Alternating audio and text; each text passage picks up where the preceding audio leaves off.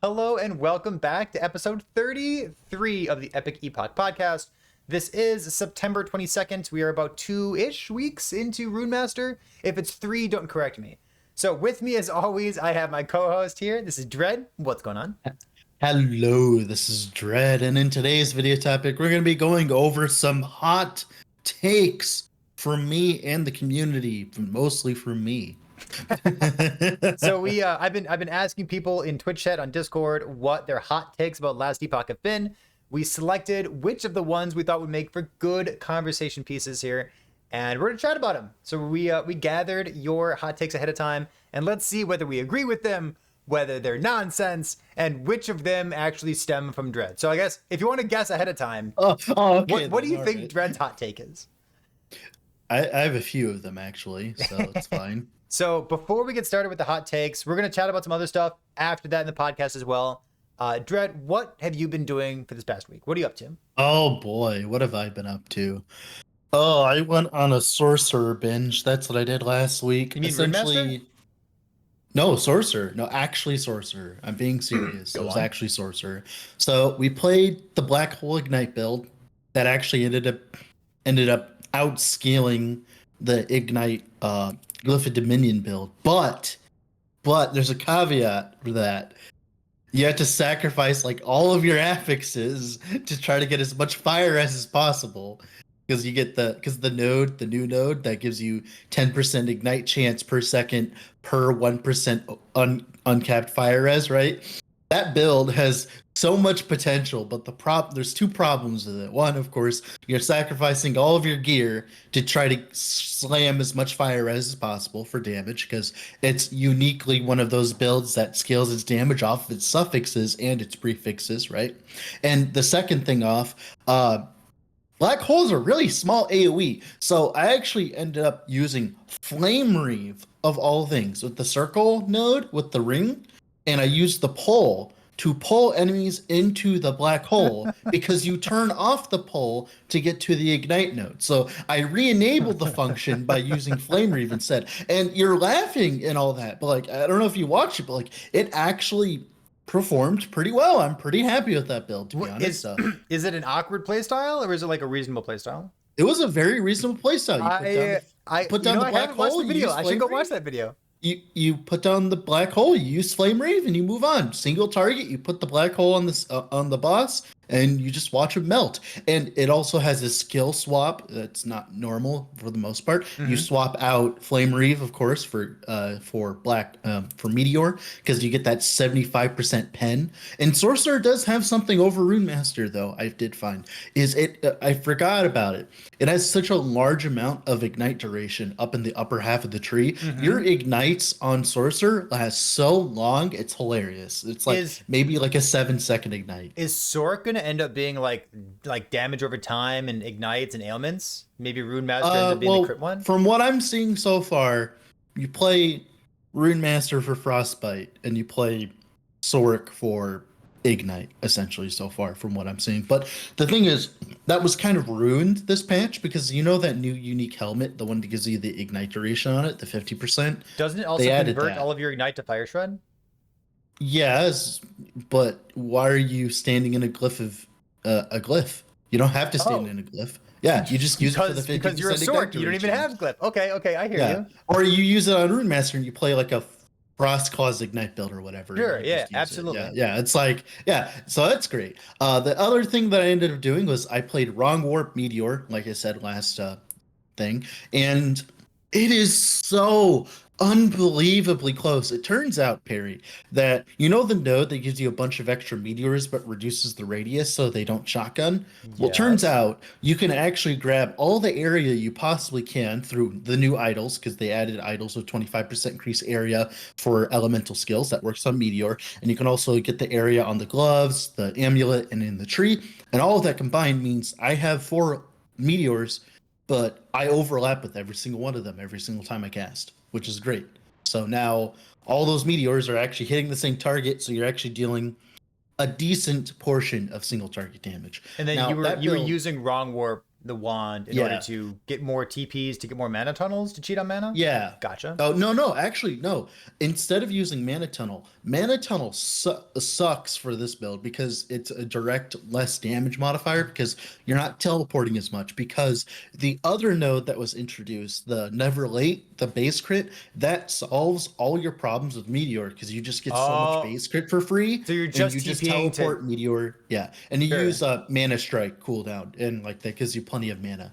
And overall, that build was okay. It's missing just a little bit of damage. I hope to God that they buff meteors by a little bit. They just gotta like add maybe like one more damage modifier to the tree, and it would function. It's so close. It's so unbelievably close. That build was I'm actually so enjoyable. happy to hear that you're this excited about playing these Sork builds that specifically aren't Rune Master. They're kind of old, but enabled by nodes in the Rune Master skill tree. You talked about the Never Late node, right? Yep. Yeah. And the last thing I did do was, so I had an argument with someone. Did you just cut out, or is that just me? Uh-oh. How about now? There, you're good. I can hear you. Okay, I don't know what's going on with that. But essentially, okay, so I had an argument with someone. We were talking about Necromancer. What was it? Was it a dev? Skeletons. Wait. No, just a friend. Okay. We were talking about skeletons, right? Skeletons and how squishy they are and how dumb they are right now. Because like you need to use stuff like Lich's Scorn to make them viable, stuff like that, right?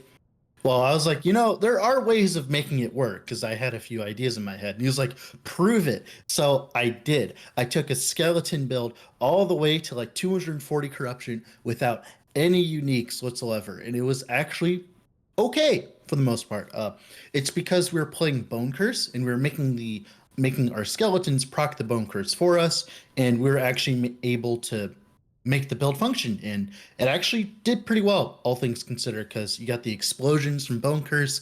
You use the Bone Curse aura, right? The aura node that gives you the more damage on it as well. They updated the visual on that, so it doesn't look like poop anymore, which is great. I love it. Overall, that build was fun. I'm glad to see that you're using Bone Curse as well, because Bone Curse just got like kind of a nerf, kind of a change, kind of a bug fix and a half with the Cursed Limbs node. And like I've heard some liches say that like it's really not something that they enjoy using anymore. So like using it on a Necromancer makes me happy that at least it has a use. Probably more. The entire build was great. It's just like not using unique sucks.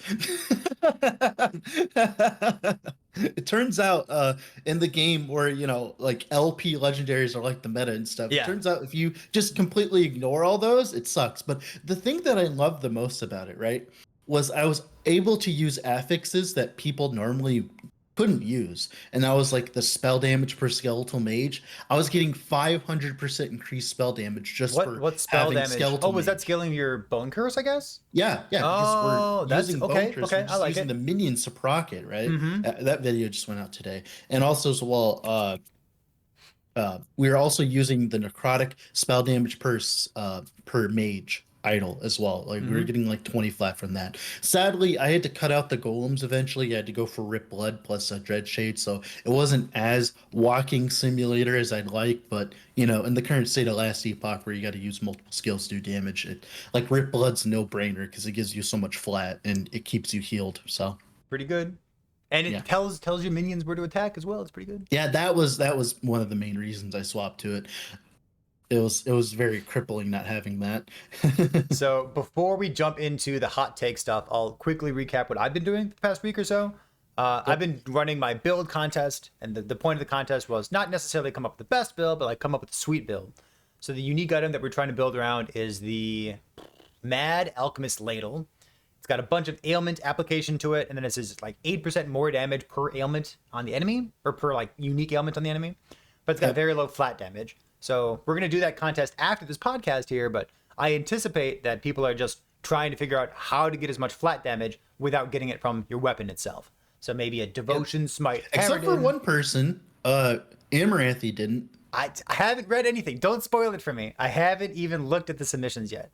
But the build that I've been playing has been another Frostclaw build because I absolutely love Frostclaw. So instead of playing Frostbite, I played a crit Frostclaw build. And I think the interesting portion of this was we don't get flat damage from our weapon, but Frostclaw scales off of spell damage and melee damage. And what's a unique item that gives you spell damage and melee damage, but Morning Frost? So Morning Frost gives you 1 cold per dexterity to both spells and attacks, and then that turns into 2 flat damage for your Frostclaw. So my gear is like still kind of mediocre. I'm missing a lot of dexterity, but it's good and it's really fast. It's fun. I don't know if this is like the best way to play Crit Frostclaw, but it's really enjoyable, and my gear is not even done yet. So I actually look forward to playing a normal Crit Frostclaw build that isn't memeing and just try to make it as good as possible. I would love to compare notes once you finally get around to that. Mm-hmm. Seems good. So let's do it. We have some hot takes here.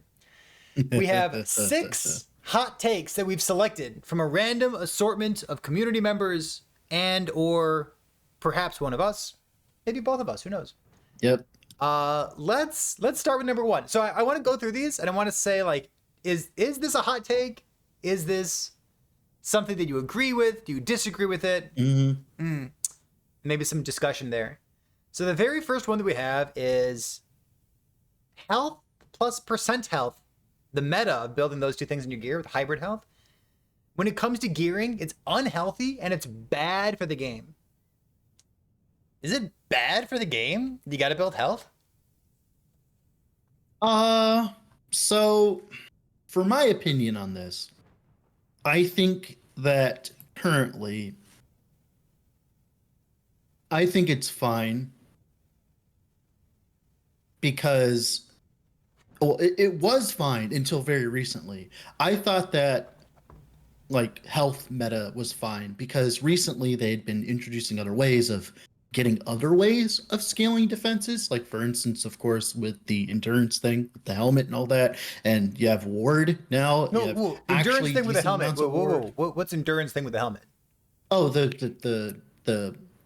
the helmet, you know, Fractured Crown? Damage to mana. Yeah, Fractured Crown. Well, that whole thing doesn't exist anymore. I know. Okay, gotcha. Go ahead. We had Ward, we had, Twisted Heart, we had Vessel, we had Low Life, which now actually functions thanks to the glove thing, right? There's like all these things that were different other than HP that worked for your defenses. But as they keep cutting out these other defenses, as I'm sure they'll probably touch the Ward nodes at the top of a Rune Master one day, probably. As they keep cutting these out, it just makes the health meta even worse because, it's like, well, it seems like anything that isn't health is broken while health is fine, if that makes sense. It's like it did get a little bit of a bump thanks to the vitality change, right? Like for instance, recently I've been less focused on getting vitality on my chest. I'm sure you've noticed I've been going just for damage with the plus level affixes and stuff like that, just getting a bunch of damage from it. And I think for the most part it's fine as long as they allow the other archetypes to exist and function. Like, not kill Twisted Heart, not kill Vessel, not kill Low Life, stuff like that. I think those being high investment options are fine. I would like to see the word per second numbers on the suffixes that they just added in, that kind of stuff to get buffed. They kind of introduced Bone Climber Barbrute, right, as a new way of getting a bunch of ward and all that. They added some new text to the bottom of the helmet, yeah. Yeah, they've been doing a bunch of different stuff in that regard and giving us different options. I just hope that they don't start culling them in favor of balance, or at least it seems like as though health, with the way we build it with percent health and hybrid and all that, is the like core of the game, the balanced part of the game, and then everything else is like broken. And it's like, well, I don't want to only ever build health ever. That's boring, right? Like, well, what do you think? Health got leech. Like this is kind of a really big conversation to talk about all the defenses in Last Epoch. Because ward per second is the worst way of building ward, and that includes all of the exsanguinous and exsanguinous type items. Yeah. Because you don't have leech, and leech is busted in Last Epoch. Yeah. So like things like Twisted Heart are kind of like leech, and that's why they're good, because you get chunky recovery of your ward. Yeah, and that's why like, Vessel's good too, because it double dips on your health regen essentially. I hear you there. Like you'd really like to combine it with something else that also gives you ward on hit. Like in the past, we played like Mana Strike plus. Mana Gain on melee hit, like Spellblade stuff. Yeah. Well, ward gain on melee hit. back in the day, I played, like I said, I played that Surge build with the Mm-hmm. vessel setup, and I was like at 6k ward, but I felt like I had significantly more because of how much armor I was stacking. So like, Mm-hmm. you can make a vessel work with just armor stacking. We were just talking about this before the podcast as well. It's really hard to compare ward numbers because like 6k Yeah. ward over here and 6k ward over there could be completely different depending on Mm. how much you're generating. Is it ward per second or is it twisted heart? Do you have 14 layers of damage reduction or I do you think have to nerf one? ward, I think to nerf ward, the proper way of going about it would be to start nerfing generic damage reduction modifiers, because that's generally what you're looking for when you're playing with ward, and some of them are starting to get uncontrollable, like, Raywin's Frostguard, for instance, right? Mm-hmm. It's starting to get a little ridiculous per So se. going back to the hot take here, the percent health meta when it comes to gearing is unhealthy and bad for the game. What about Yeah. hybrid health? Is hybrid health too strong? Should it be nerfed? Should it be removed? That's the thing, is like, we got to think of it like this too. I have had this happen a few times, like where we've talked about this kind of thing, where is this thing too strong? Is it like not good for the game? Is things being strong not good for the game? And I think the problem here is we need to figure out what, like, essentially, just because something is good doesn't mean it should get removed, right? Like, for instance, like, let's say, like, I'm trying to think of a random, like, Twisted Heart, right? Just because Twisted Heart is good, does that mean it needs to get removed or deleted from the game? Like, no, that's the kind of the point of it. Like, for instance, remember old Icicle Marksman with the crit vulnerability and stuff? It was good. It wasn't like busted or anything, but it was good. But then it got, kind of neutered with the changes to crit vuln, and then of course they added it back. But now it's a high investment option. So, like, I would rather see very strong things exist in the game that aren't as accessible, if that makes sense. So that there's like when I have a character that has hybrid health in every single slot, increased health wherever I can get, exalted, whatever, right?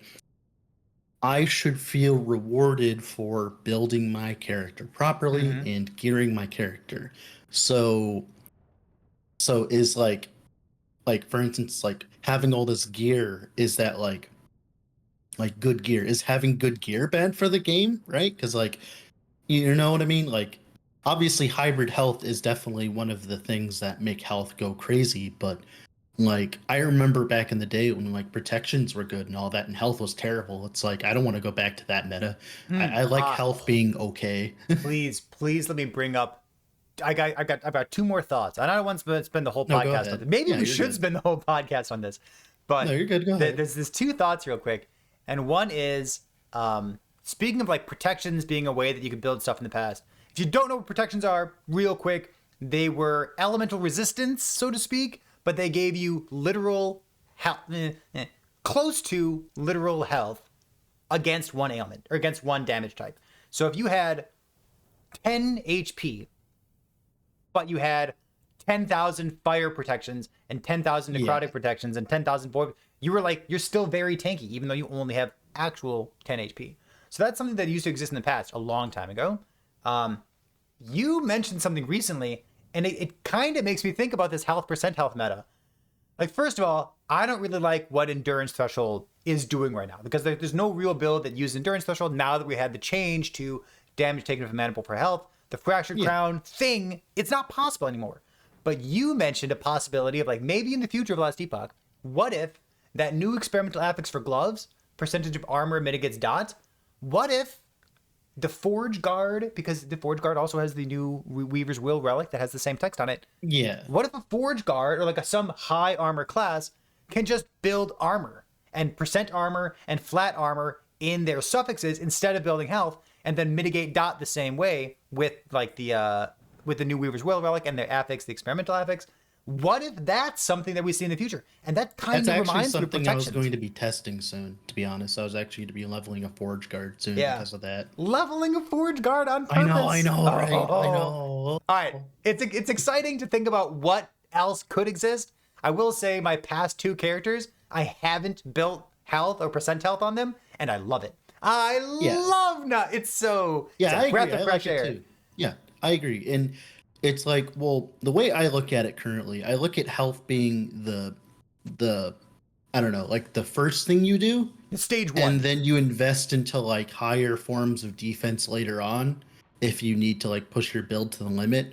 It's just there should be more ways of doing that. Like for instance, if you want to play a character that has 6,000 health, right? Go right ahead. You want to play a character that has 10,000 ward. I think that's fine too.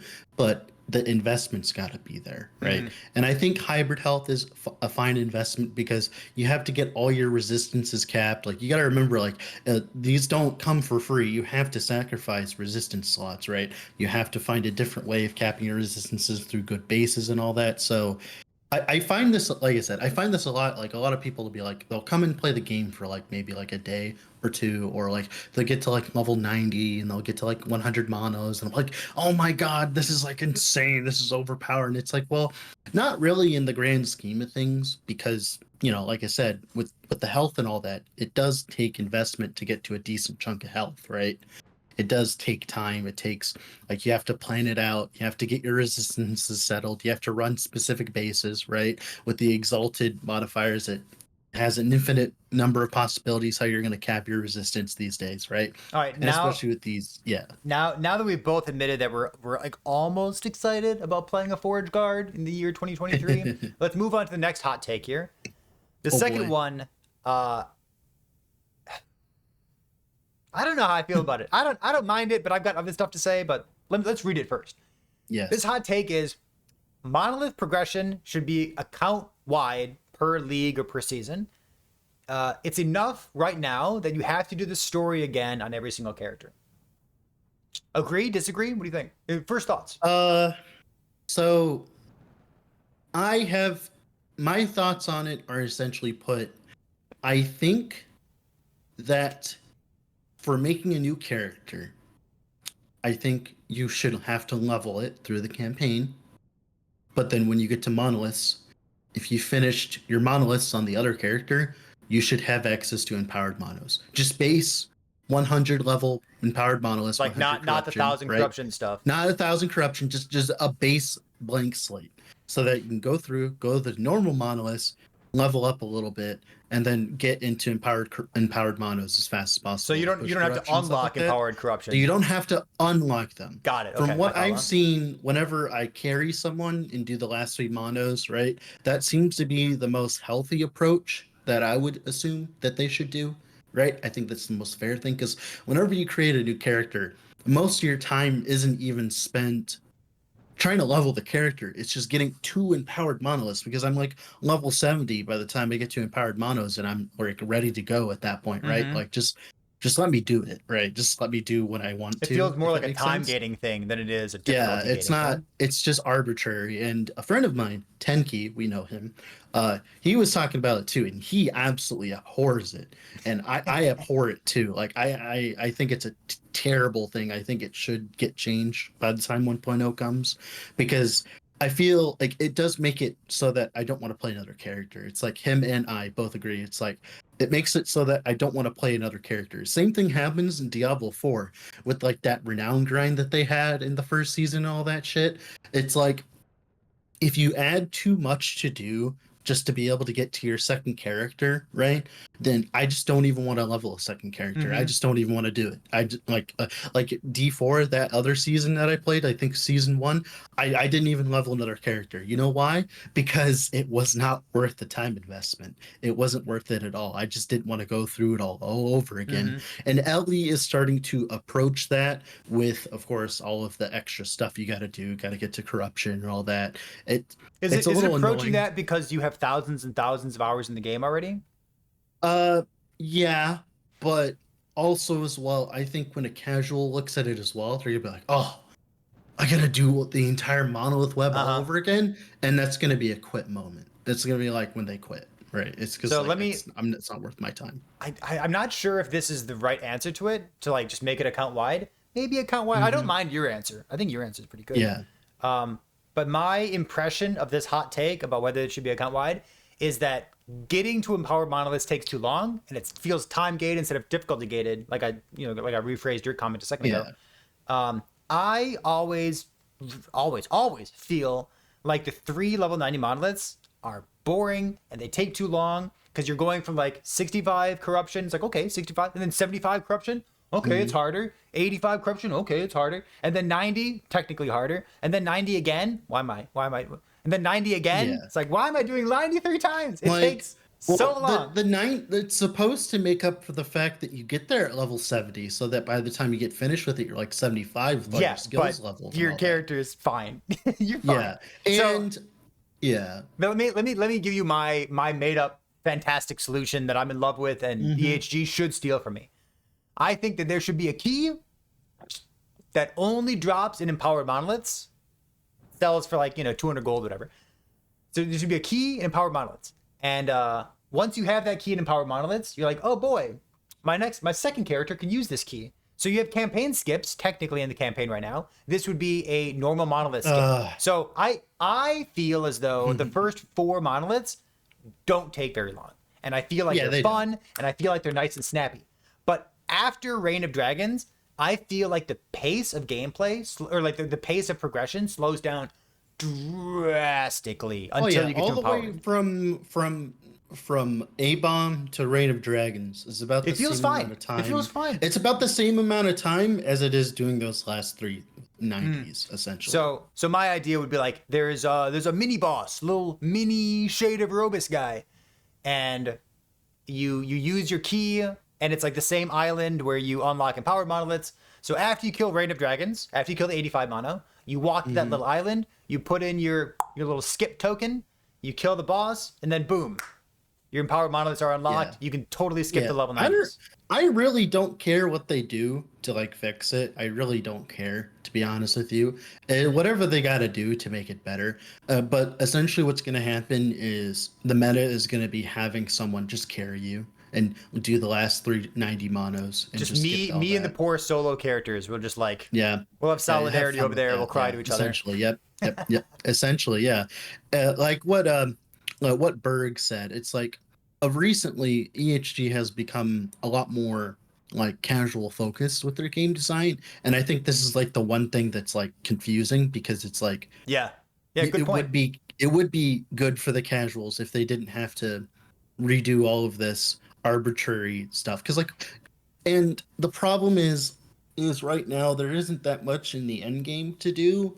So it's supposed to like artificially add time now to every character. Now, I don't know. I don't think that's what they're doing, but it is essentially doing that, right? Whether intended or not, it's still the consequence. Let's move on. I think we're on the same page. So it's like a hot take, but we kind of agree with it. Don't really care how it's solved, but something should address it. So the next hot take here, number 3, is attack speed or cast speed is too good for too many builds. It shouldn't be best in slot for every place that you can take it. Is this accurate? Is attack speed and cast speed best in slot? This is a consequence of the current animation time system. Like we were talking about the other day. I remember, I think it was like a different podcast we were talking about. Oh, with Rune Bolt we were complaining. Yeah, we were talking about how, like, if I'm playing a Rune Bolt build, if I look at 60% crit multi and maybe like 30% cast speed, like we were talking about, right? What am I going to choose? I'm going to choose the 30% cast speed. Why is that? Because specifically, cast speed not only gives you damage, of course, DPS, it also improves your quality of life. And that is much better than just getting a little bit of a stat boost, because I don't know about you, but I actually like having fun when playing my characters, and I don't like them being sluggish for no reason. So I usually try to go for as much attack and cast speed as humanly possible. Maybe some move speed in there. Yeah, like I try to do that because the base stats of it are so slow. When I use like multi-strike and I attack, as soon as I attack with it for the first time, like when the patch came out, like when multi-strike came in, I was like, attack speed. I need as much attack speed as possible. I'm like, this is terrible. I want to not spend 5 years swinging, because right now, like we said, there's the stun meta and stuff like that. So you don't want to be standing still in last epoch. So When you say stun meta, you mean like stun is the most most dangerous thing for a player. yeah, to getting receive. stunned and then gotcha, dying, essentially, right? So if you're standing there still, waiting for your animation to end, right? I've got two thoughts about this attack speed thing. First of all, I don't think it is too good, but like attack speed is definitely fun, and fun scales really well with my willingness to play a character. Yeah. So that's a big part of it too. Like, who cares if it's good? Like, it's fun. And like another thing, like if they really wanted to fix it, if they didn't want cast speed to be so like mandatory and attack speed and all that and all these builds, is they should buff the base numbers and then just reduce the attack and cast speed numbers percentage. Sure. I'd be fine with that. Yeah. That would make the base game feel better to play. Like when you start your mage and you shoot your fireball, it doesn't take like 5 years and attacks return to finish your fireball. Yeah, if they wanted to address this, I could see that happening. A friend of mine, he does coding and stuff like that for animation work and all that, and he does modding. He actually did a lot of the mods in the Risk of Rain 2 setting. And he, like, whenever he saw the Path of Exile 2 animations and how slow they were, he was like puking because he hated how slow they were. And it was like the same thing with Diablo 4 with their slow animations too. It's like, I don't want to watch a movie, right? Like, I'm sorry. Like, I play video games because they feel good to play. When I press something and there's a response, I want that response, right? I don't want to spend 5 years. Now, if they want to go down this road where they want abilities to take forever to cast, then the abilities should do things based on how slow they are. Like, for instance, if I take forever to slam my Forge Strike into the ground, it should do something, right? And I hate it when skills feel sluggish, because it makes me feel sluggish and it's not fun. It's like, I can feel sluggish in real life. Yeah, because because it makes me feel like as though it kind of like takes me out of the moment. It's like, oh, I died to that Diamond Matron because I was spending too long accidentally attacking with my multi-strike and stuff like that. It's like, no one likes doing that. Yeah. Yeah, I said that I had two thoughts about this. I mean, the first one is like, it's fun scales really well.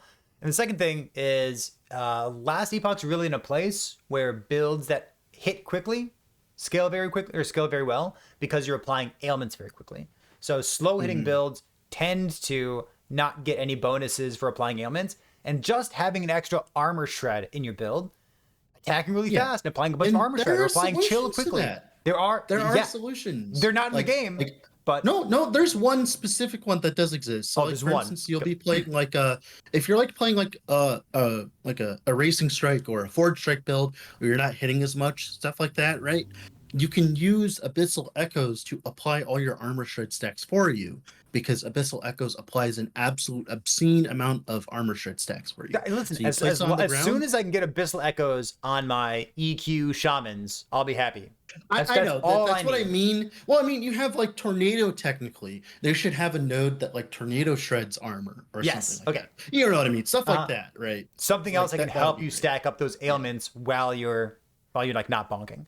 And this kind of ekes into ailment builds as well, like Frostbite builds, Ignite builds, Bleed builds. These all tend to be like super high attack speed builds because you don't want to bonk with an ailment because there's no like ailment effectiveness or effective mod. Like, this doesn't exist. You can't play Ignite EQ. Not well. I liked how they did it for stuff like Glyph of Dominion and Black Hole. If they go about it, like those totally agree with you. I'd be fine with that. Like, in the future, if they want to make it like that, or like, Forge Strike, it applies. It has a 10% bleed chance per 1% of your bleed chance now. Or like put that onto Entangling Roots, like Poison Entangling Roots gains poison chance per something. Sure, that'd be cool. Like if all that stuff worked like that, I'd be completely fine. You wouldn't have to change a thing. All right, let's move on. We're halfway through the hot takes. Let's go to number 4 at this point. I think this will be a shorter one to talk about. Reaper form. So the hot take is, and this is from Twitch chat, but I've seen it on Reddit periodically as well. I'm sure. Reaper form should be permanent. Like, I don't want to fall out of Reaper form. I want to be a Reaper. What do you think? If you're playing a real build, you don't actually follow the Reaper form that often. I'm sorry. Get but, like, good. All right, moving on. Number 5. No, well, okay. What I think though, okay, all right. So to make a solution for this, what I think they should do is they should have a node that makes it so that there's no more degen while you're in Reaper form, but you no longer get the free life. Like the double life?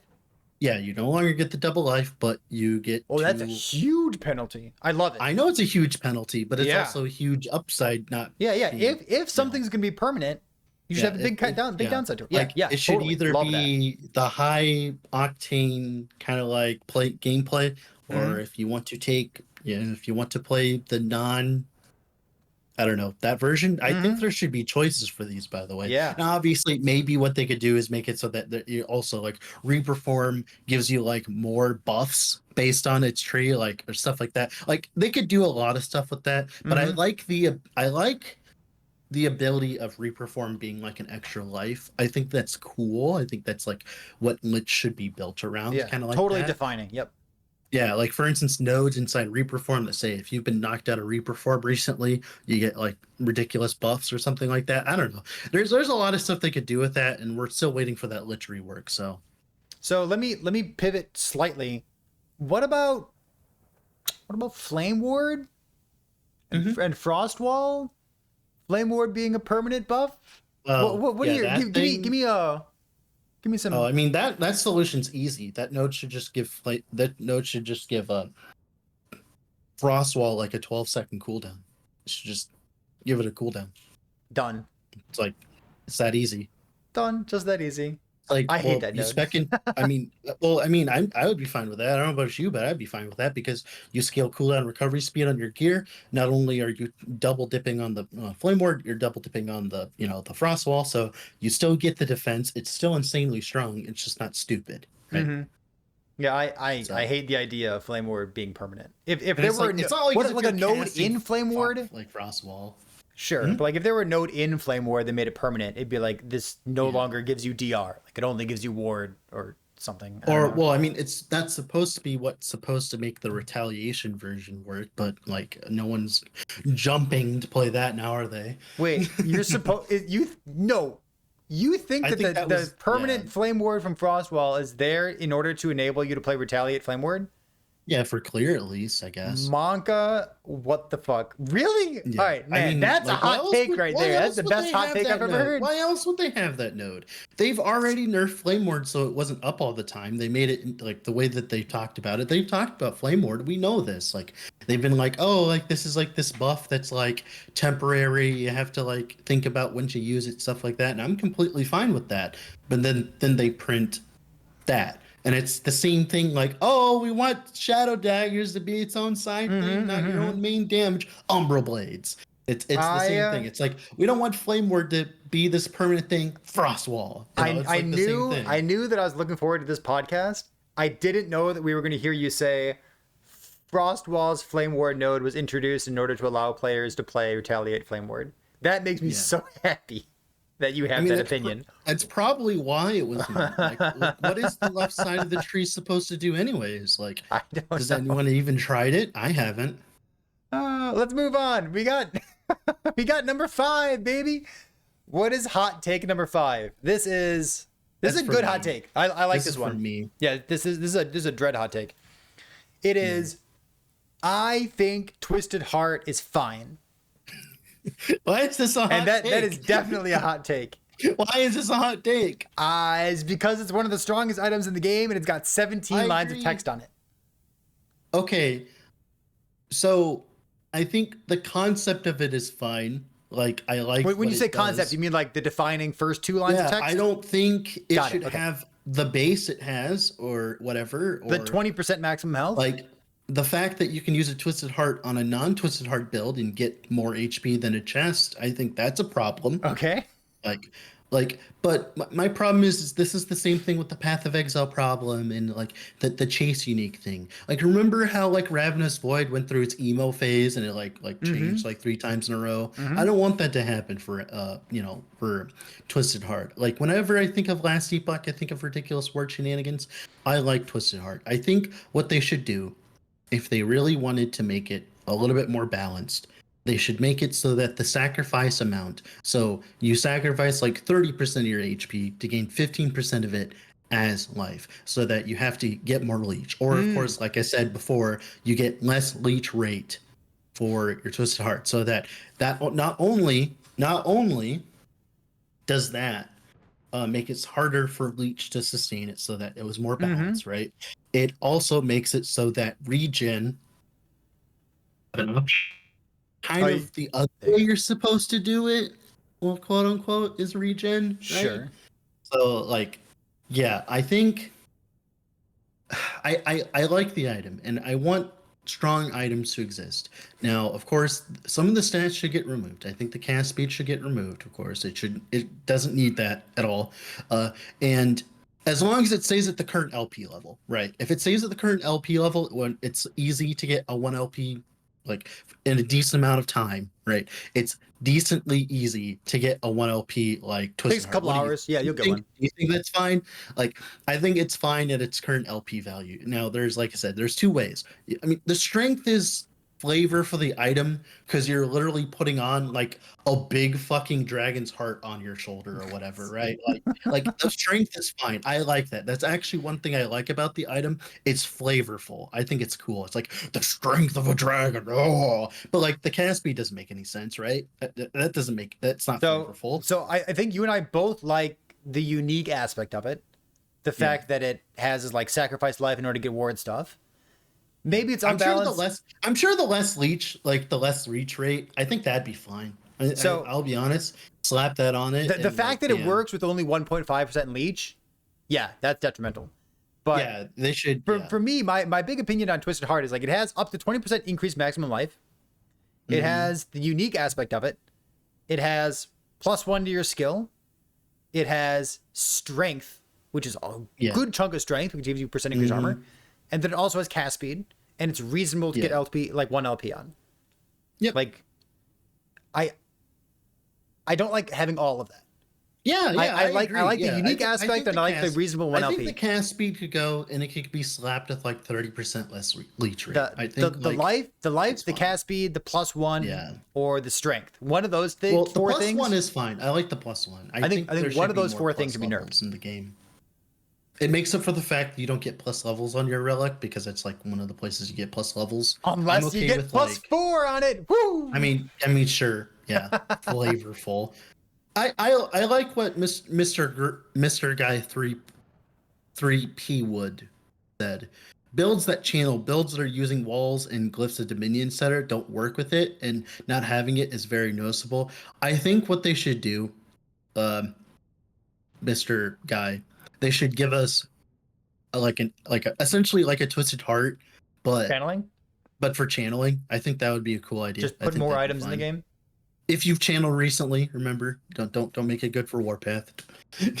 Warpath is fine. Apparently, that's a hot take too. Apparently, yeah. Man, YouTube really didn't like me calling out Warpath. Oh yeah, I remember that. You made that video, and people really. Well, I agree with YouTube for this for once. I agree with the YouTube comment section. I think Warpath is fine. I think everything around the game is like the problem. It's like. I like that video. I'm happy with the discussion that came out of that video. Warpath build, you play like an Ignite one. You play an actual Warpath build and you do damage with it. You realize it's not all that good actually. Like it doesn't deal as much damage as other things do, which is the balancing point for being what it is, right? And I think that's fine. All right. Let's move on instead of talking about more channeling and Warpath stuff. I intentionally did not include the channeling Warpath stuff in this list here. I would love to talk about it, but we got other stuff to talk about. You know why? Because he doesn't like being wrong. Garbage, and I hate it. Okay, the last hot take for us, number 6, we've got Runic Invocation is one of the worst design skills ever in Last Epoch, but Frostclaw is one of the best. Now, I want Is this a hot take? preface this. I want to preface this with the marketing push for Rune Master. Okay. Because if you remember it, it becomes very ironic when we talk about this kind of topic, when we think about what they were doing beforehand with the marketing. So like every single piece of marketing was like, Rune Master, 40 different skills in one skill. Look at this. Bingo, bango, bango, like explosions. All this, right? And then like, oh yeah, by the way, we made Frostclaw so that, it could fit the archetype so we could have a cold spammable skill. We didn't really think much of it. We just whipped it up in like 5 seconds. And then the patch comes, it's like Runic Invocation is what it is now. And then like Frostclaw's like, oh my god, this is amazing. It's like who designed Frostclaw? Hire him. It's like Frostclaw. Now you can go like crit lightning stuff, you can do melee stuff, you can do ailments, you can scale melee damage. Oh, it's so good. Runic Invocation has a few issues, so we can start talking about them. This is is it that half of the skill tree, the more multipliers don't do anything? Is that it? No, that we're gonna ignore that part. We're going to assume that this is a world where it is functioning how it's supposed to. So the first thing I want to talk about is I feel like as though most of the Runic Invocations, they were designed for flavor and they weren't designed with the game in mind, right? And my biggest point across here is all the plasma skills. So you know how like the plasma skills, like what they do is they apply 7 ignites on hit, right, as a base, and they also have 70% pen with ignite and 70% duration with ignite. But they're really good for leveling, but they end up being absolutely god awful for endgame. And why is that? Well, it's how ailments work with chance and all this, right? Like how ailments work. Like what we just said with the tag and cast speed, they scale well with you doing the thing very often. So I think what that should have been like 7 hits or whatever that all apply 1 ignite. And then of course they have the ignite pen and duration. That would have been usable, and I think that's what should have happened to the plasma skills if they were released in a functional manner, right? And of course you have stuff like Ergion's Greater Fireball, right? Where it's supposed to be this big explosion that's really cool and does a lot of damage, but then you realize, you look in the numbers and all that, and it doesn't really do all that much damage in the grand scheme of things. Like for instance, like just earlier, right? I went and watched I was watching the dev stream, right? And I was watching Mike play Rudemaster. I was watching him do the invocation for Runic and for Adrian's Greater Fireball, and it was like it does like 100 damage, and then he does a random Frostclaw, and it does like 1,000 crit, and I'm just like, it's just like I feel like as though they spent way too long on the 40 skill thing and not skills that function. I think another mistake that they made is I think that I like the idea of the arcane construct kind of mastery. I like that with like the Frostwall, Glypha Dominion, stuff like that. I really liked that kind of thing. They should have pushed more into that, where like every single Runic Invocation was like its own kind of arcane construct. So you have the Hydrohedron, of course. You have like the one that shoots Rune Bolt for you.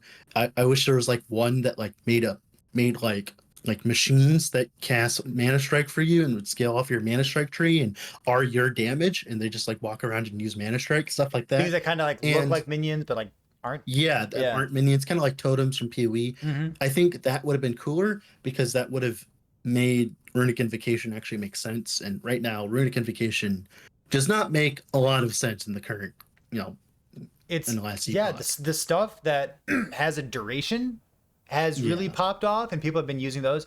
Things like Cold Fire Cold, the 30% damage reduction, it's a duration and it lasts until you cast it again, so it's basically permanent. Things like the Hydrohedron, you cast it once and it has a duration. Well, there's math for that, right? So why is Hydrohedron better than all these other Runic Invocations? Well, let's just bring up Grand Prism Nova, right? Grand Prism Nova has 600% added damage effectiveness, right? Hit once. Cool. In a big AoE. That's 600 is a big number. That is a big number. Big number. But the Hydrohedron has 200, but is affected by your cast speed.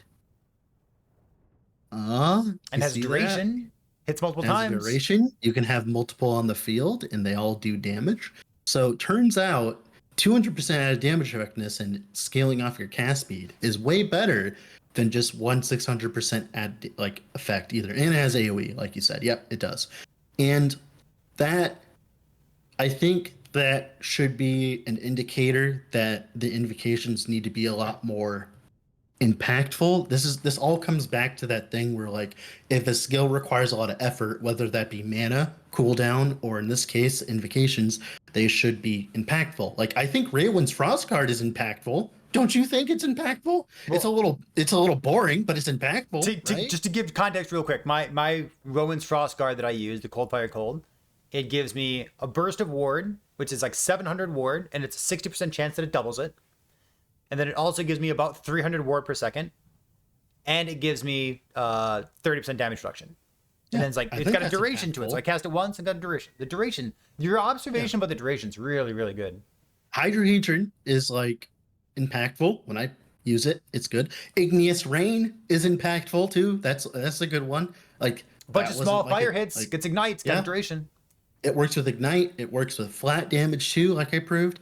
And the last thing I think that really makes like Runic Invocation really bad in the grand scheme of things is fundamental criterion and all the other uniques that go with Runic Invocation. So did they underpower the Runic Invocations because they were adding the uniques? Or did they feel like they needed to add the uniques because like there was? Or were they even thinking about that? Like, yeah, we already talked about Frostwall Flame Ward. Yeah, we did. Let's pause real quick before we talk about that unique item. You said that Frostclaw is one of the best skills they've ever released in terms of like design. Yeah. And the reason why I think that is because they managed to make a skill that does a lot of damage without actually having a lot of damage in it.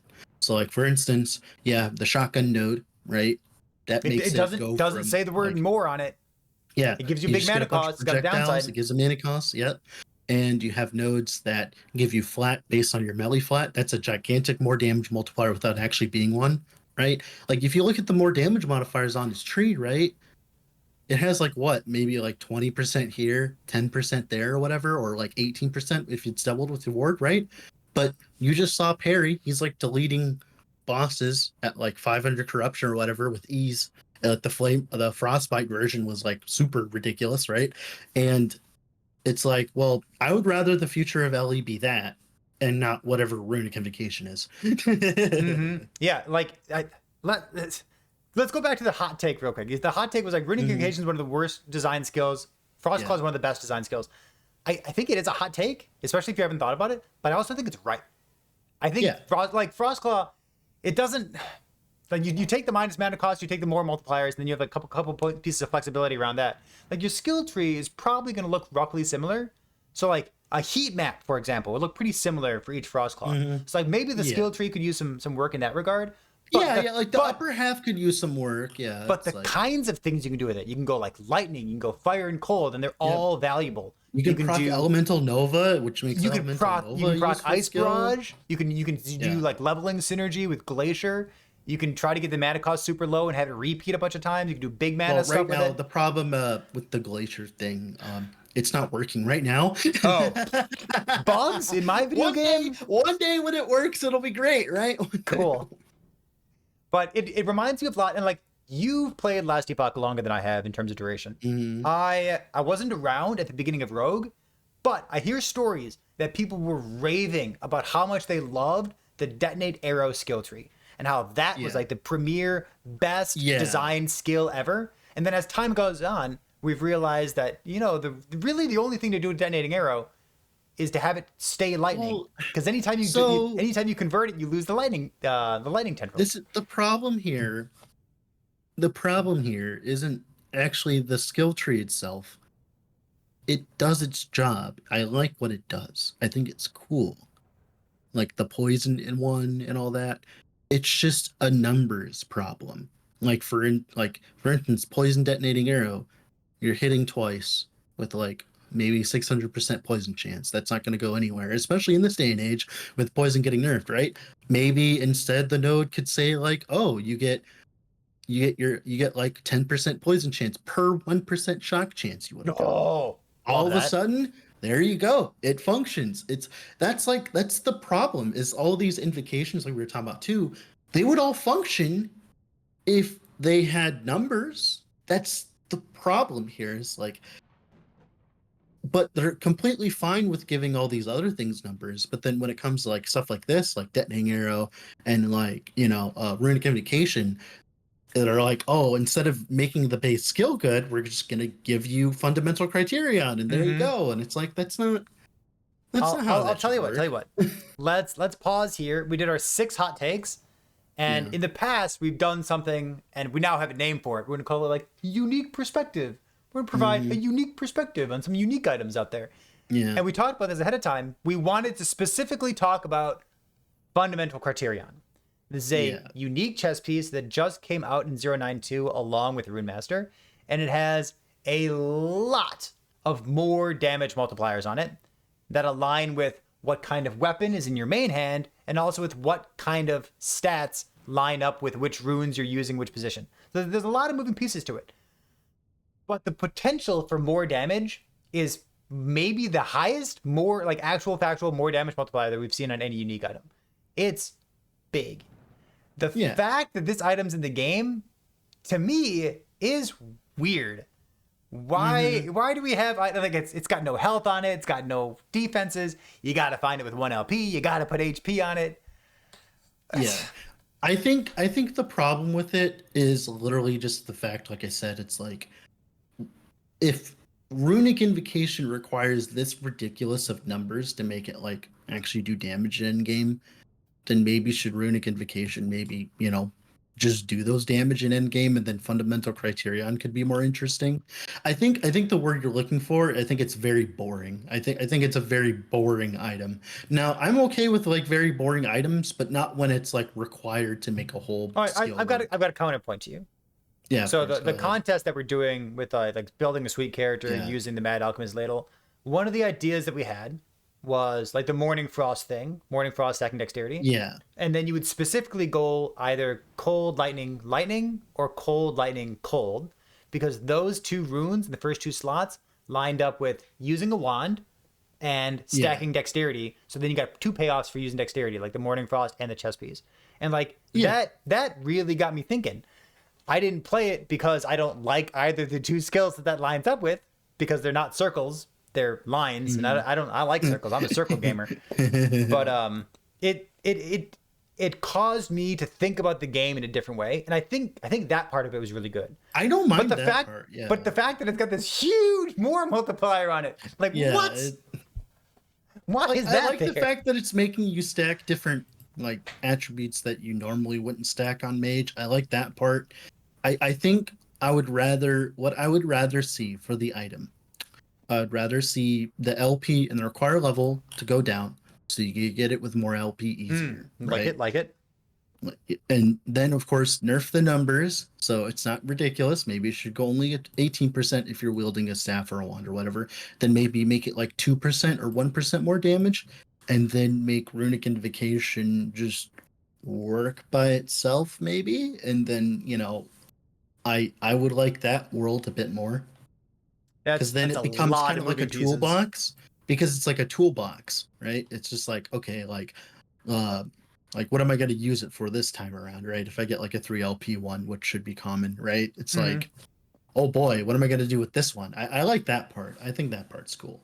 So assuming that the numbers went down and the LP level went down, is this the kind of unique item that you would want to see for other skills in the game?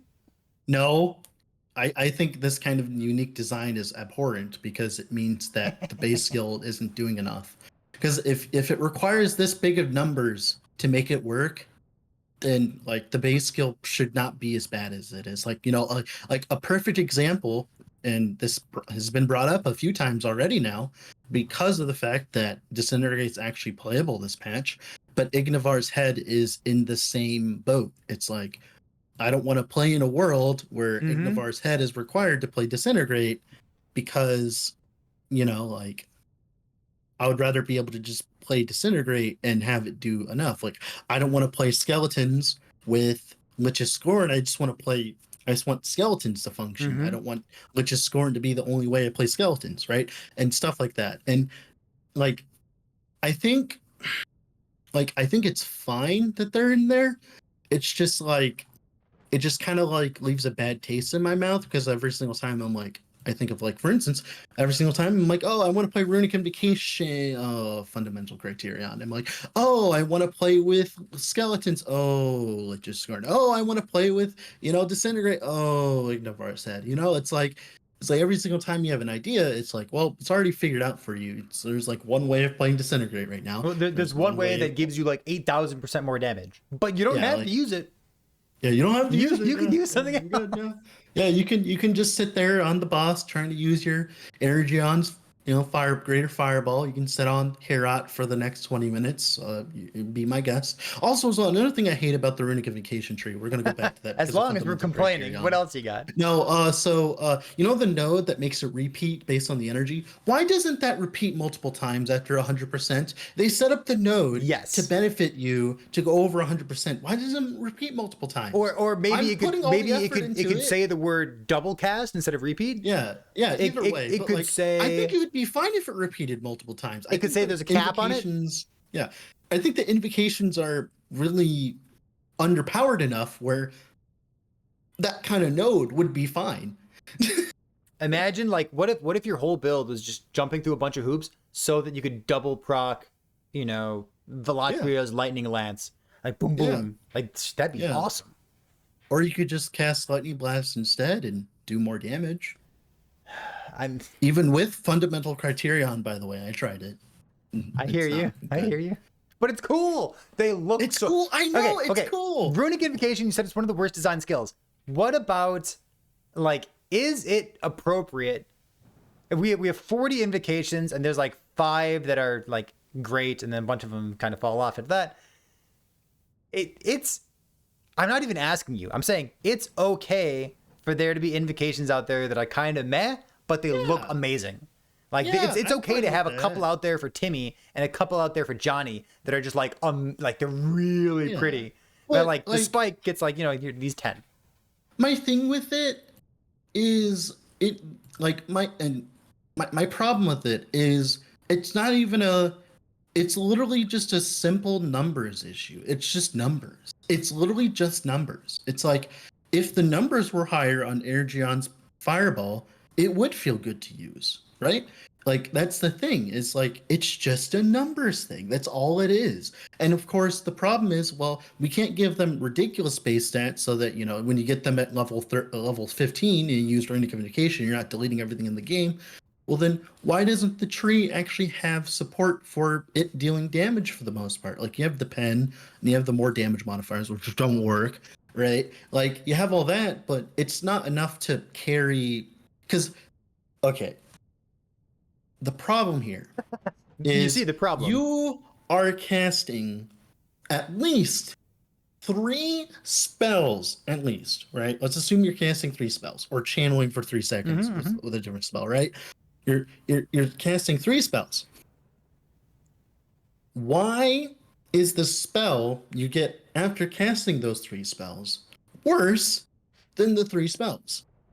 It should be better. It shouldn't be just like equal to the 3 spells. It should be double the effectiveness of the 3 spells. Like for instance, if I casted 3 lightning bolts to cast a Velatria's Stormlance, right, or whatever the combo is, it should deal damage equal to like 9 lightning bolts because I have to put in the effort to do that, right?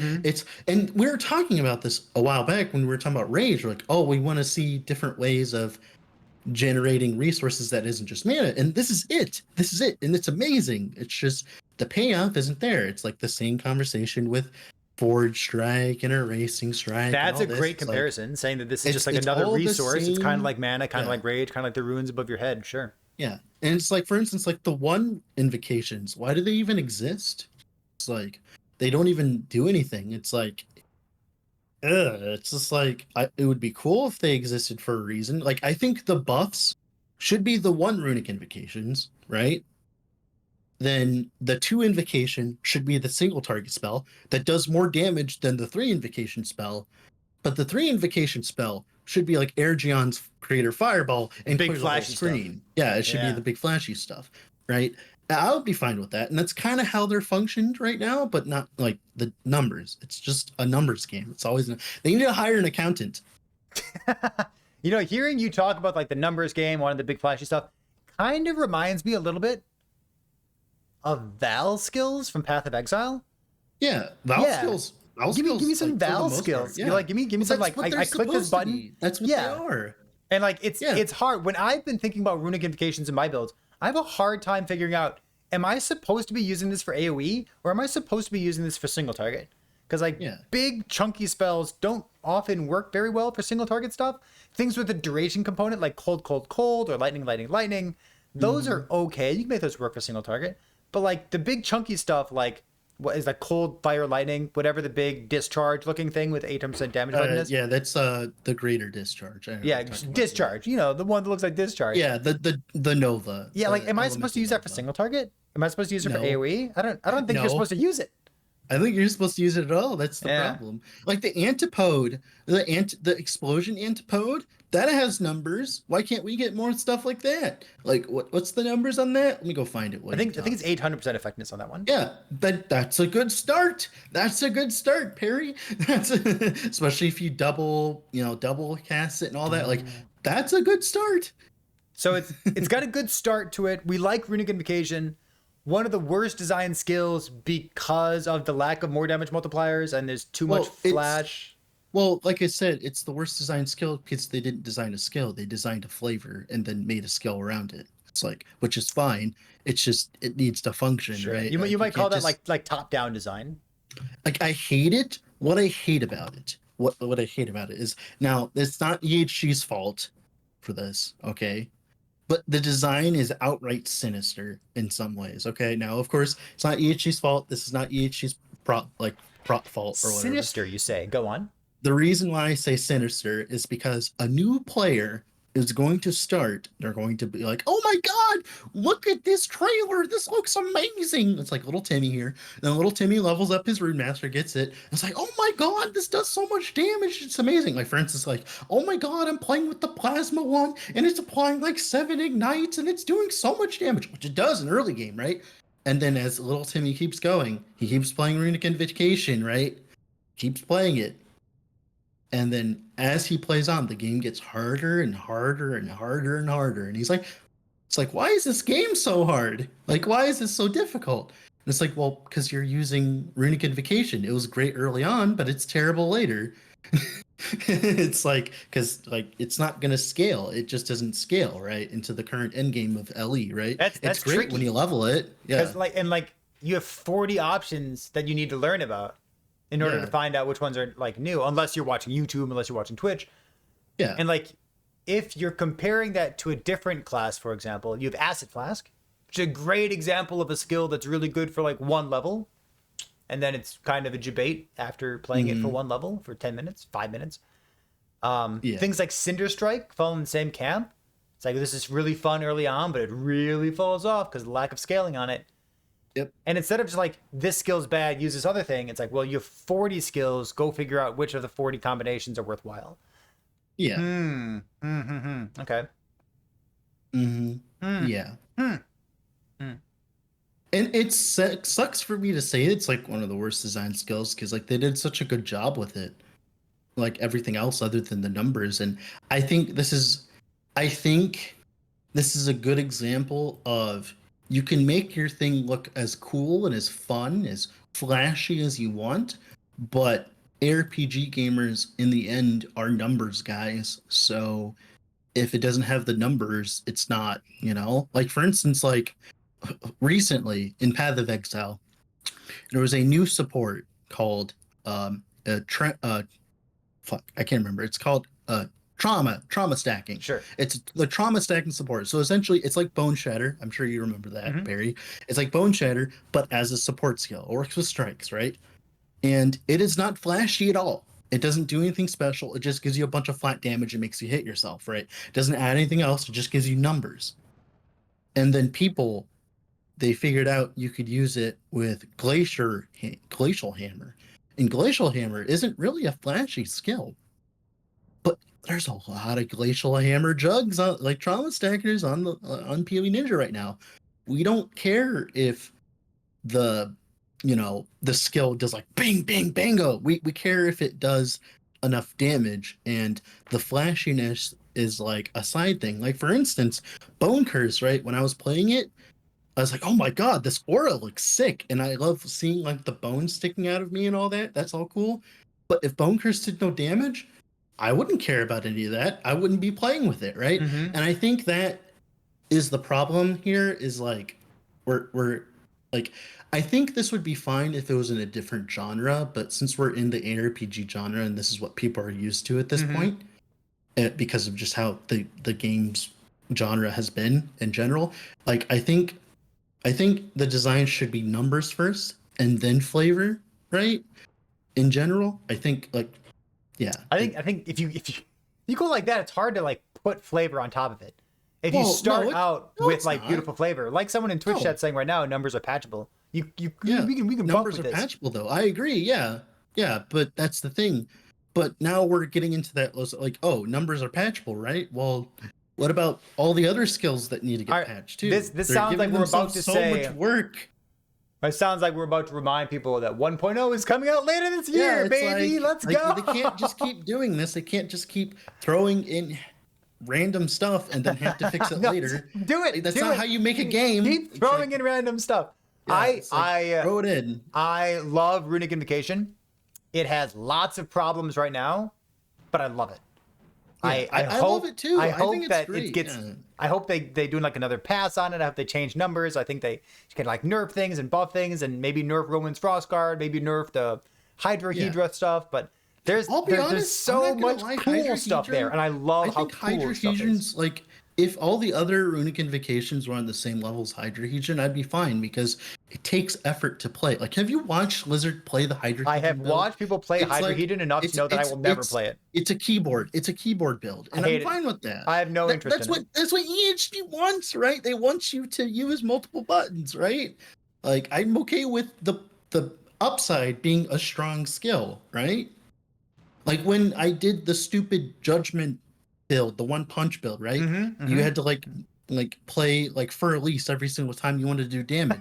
But it like one shot a few Orbises, that's fine. Like I don't mind it when things take effort if they give you things based on that effort, right? Like and Runic Invocation is failing on that, other than like maybe Hydra. It's like my same argument earlier. It's like just because something is good doesn't mean it needs to be nerfed. We need to look at it as a whole, and it's an environment. It's not just Hydra is OP. It's like, well, why are you choosing to use Hydra over the other Runic Invocations?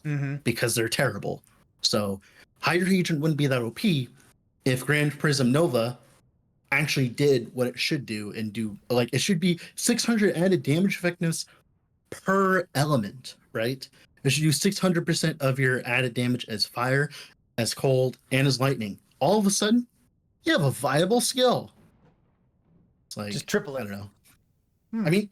I mean, that's the kind of numbers we're looking at here. Goddamn! All right, sure. That's the kind of. Yeah. Cool. Well, I think that's gonna about do it for us here. We're a little bit over an hour, but I think we got an excellent organized podcast this time around.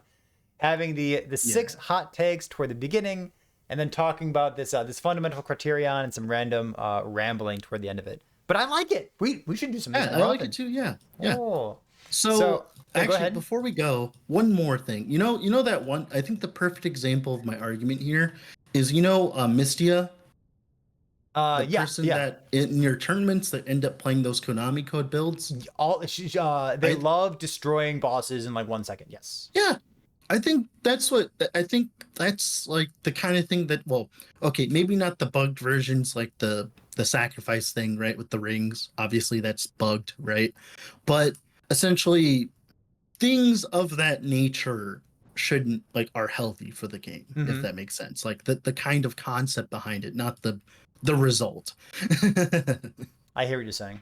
But I look forward to that. Right after this podcast ends, we're going to jump over and start doing the contest, and we're going to read through everything that people have been working on for the past week, and we'll see what kind of memes they came up with for using the Mad Alchemist title. Mm-hmm. Look forward to it. Dread, thank you as always for joining me. Thank you for taking an hour out of your time to join me over here. So this was episode 33, What's Your Hot Take? And Twitch chat will be live with the contest stuff right afterward. If you're listening on YouTube and Spotify, be sure to let us know where you are listening so we can make sure that your experience is as good as possible. But as always, that's us for the night. We'll see you next time. Bye.